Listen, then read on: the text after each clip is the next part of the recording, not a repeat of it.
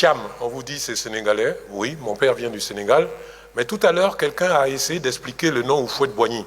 Houphouët-Boigny crée le nom Houphouët-Boigny en 1946. Quand il était député et qu'il rentre à Paris pour rejoindre son poste de député, il s'arrête à Dakar. Il fait une conférence de presse. Il prend le patronyme de son père. Son père s'appelait Ndoli Oufoué. Il prend Oufoué et il prend le nom de son plus vieil ancêtre maternel connu, qui s'appelait Boigny Ndri. Et il colle Oufoué à Boigny et il fabrique Houphouët-Boigny. Houphouët-Boigny date de cette époque-là. Donc, quand on remonte à ce Boigny Ndri-là, qui avait épousé une femme qui s'appelait Kokoblé, et ce sont les deux dont nous descendons, nous tous, entre ce Boigny Ndri-là et moi, il y a 9 générations. Donc, si du côté de mon père, on vient du Sénégal, du côté de ma mère, il y a 9 générations qui sont nées en Côte d'Ivoire, qui vivent, qui meurent, qui sont enterrées en Côte d'Ivoire.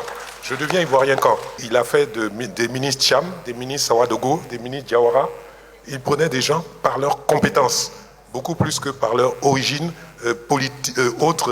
ethnique ou raciale. La plus grande leçon que j'ai reçue de lui, c'est l'humilité. Finalement, nous sommes peu de choses. En un claquement de doigts, tout peut s'arrêter. Nous sommes des instruments dans la main de Dieu et c'est lui qui décide de faire pour nous ce que nous sommes ou ce que nous ne sommes pas. Alors l'argent, tout ce que l'argent permet d'acquérir, c'est futile, ça ne sert à rien. Et si aujourd'hui je suis derrière M. Alassane Ouattara, c'est uniquement parce que, humblement, j'ai reconnu en lui les vertus du Houphouët-Boigny dont je viens de parler.